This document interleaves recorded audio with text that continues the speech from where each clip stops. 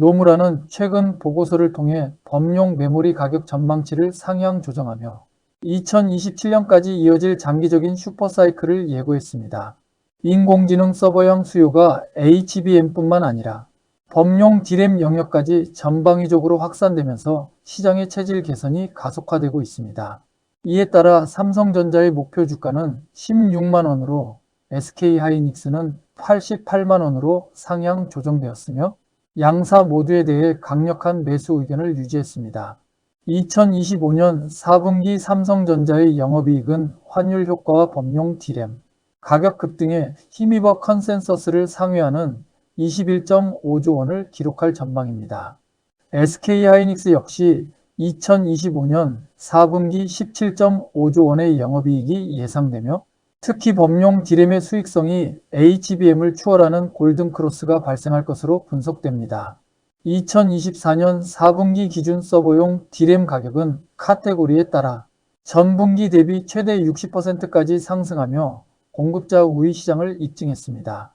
낸드 시장에서는 기업용 SSD 가격이 4분기에만 30에서 40% 상승하며 장기 부진에서 벗어나 뚜렷한 회복 국면에 진입했습니다.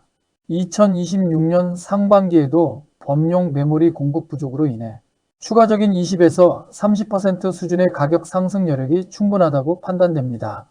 삼성전자의 2026년 연간 영업이익은 D램 가격 81% 상승 전망을 반영하여 133.4조 원으로 대폭 상향 조정되었습니다.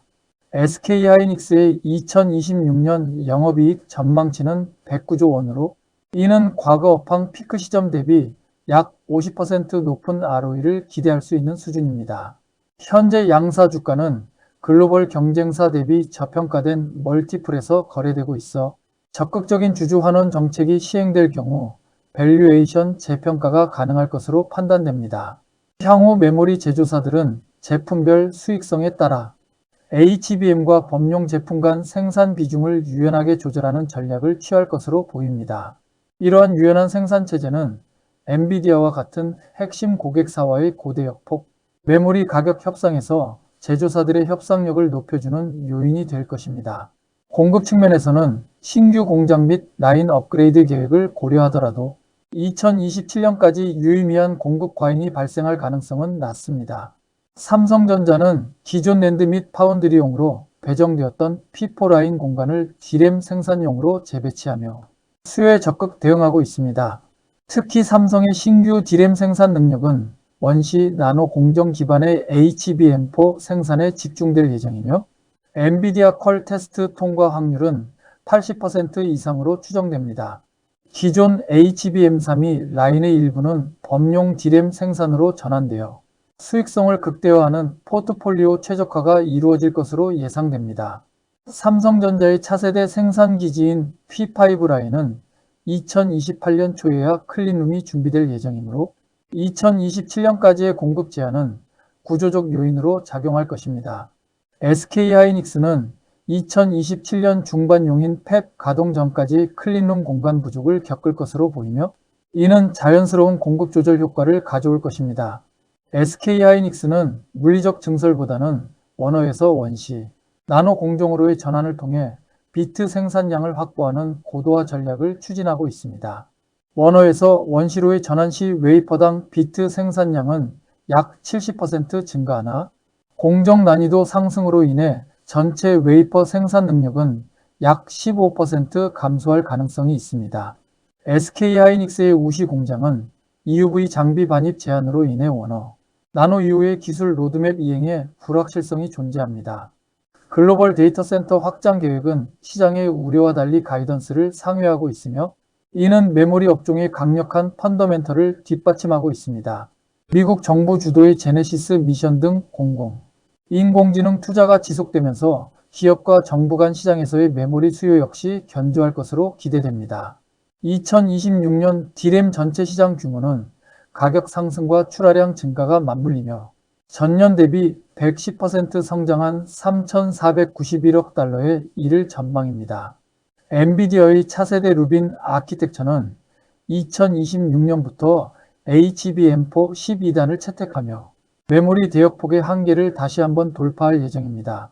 2027년 출시 예정인 루빈 울트라는 GPU당 HBM 용량을 1024GB까지 확대하여 메모리 업체들의 고부가가치 비중을 크게 높일 것으로 보입니다. 2026년 삼성전자의 D램 영업이익률은 64%, SK하이닉스는 69% 수준에 도달하며 역사적으로 유례없는 수익성을 기록할 전망입니다. 낸드 부문에서도 삼성은 42%, SK하이닉스는 32%의 영업이익률을 기록하며 메모리 양대 축의 동반 실적 개선이 예상됩니다. 기업용 스토리지 시장에서는 HDD가 SSD로 빠르게 대체되면서 eSSD 비중이 95%에 달하는 하이엔드 시장의 성장이 두드러지고 있습니다. 삼성전자는 2026년 고대 역폭 메모리 판매량을 전년 대비 100% 성장시키며 시장 점유율 회복을 위한 공격적인 전략을 전개할 것으로 보입니다. SK하이닉스는 HBM4 시장에서도 기술적 우위를 바탕으로 선도적 지위를 유지하며 안정적인 프리미엄 단가를 확보할 계획입니다. 글로벌 메모리 재고 수준은 2027년으로 갈수록 0.3주 미만으로 급감하며 사실상 완전 품절 상태에 근접할 가능성이 제기되고 있습니다. 이러한 극심한 수급 불균형은 고객사들의 선제적 물량 확보를 유도하여 추가적인 가격 상승 압력을 형성할 것입니다.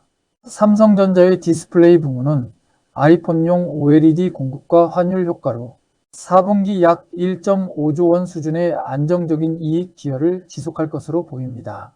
모바일 부문은 메모리 등 부품 가격 상승으로 단기적인 수익성 압박이 예상되나요?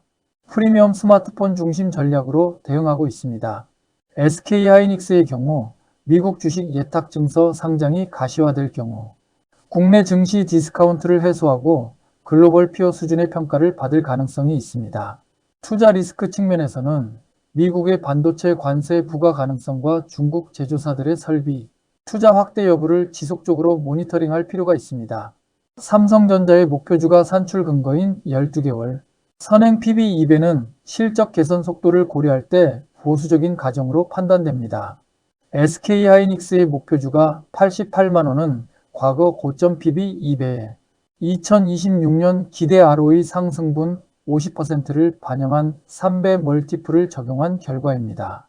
2025년부터 2027년까지의 사이클 기간 동안 양사는 잉여 현금 흐름의 50% 이상을 주주에게 환원하는 강력한 주주 환원 정책을 유지할 계획입니다. 메모리 업종의 현금 주기는 단축되고 재고 자산 가치는 상승하면서 기업들의 재무 건전성 또한 크게 개선되고 있습니다. 삼성전자는 환경 경영 로드맵에 따라 탄소, 발자국 인증을 획득하는 등 비재무적 리스크 관리에도 적극적으로 대응하고 있습니다. SK하이닉스는 그린 본드 및 사회적 채권 발행을 통해 지속 가능 경영 로드맵을 실천하며 지속 가능한 성장 기반을 구축하고 있습니다. 기술적으로는 TSV 공정 역량 확보가 HBM 경쟁의 핵심 요인으로 작용하고 있으며 양사는 2027년까지 웨이퍼 투입량을 매년 30% 이상 확대할 계획입니다. 낸드 부문의 QLC 전환은 고용량 인공지능 스토리지 수요 대응을 위해 필수적인 전략이며 SK하이닉스가 이 분야에서 공격적인 전환 속도를 보이고 있습니다. 파운드리 부문의 경우 삼성전자는 2026년 이후 실적 턴어라운드를 목표로 공정, 경쟁력 강화에 집중하고 있습니다. 종합적으로 이번 사이클은 단순한 경기 변동을 넘어 인공지능이라는 구조적 수요 창출에 기반한 슈퍼사이클의 성격이 강합니다. 글로벌 메모리 산업의 시장 가치는 2027년 7,223억 달러를 돌파하며 반도체 산업 내 최대 비중을 차지할 것으로 전망됩니다. 장기적인 우상향 추세 속에서의 조정 국면은 전략적인 매수 기회로 활용하는 접근이 유효하다고 판단됩니다.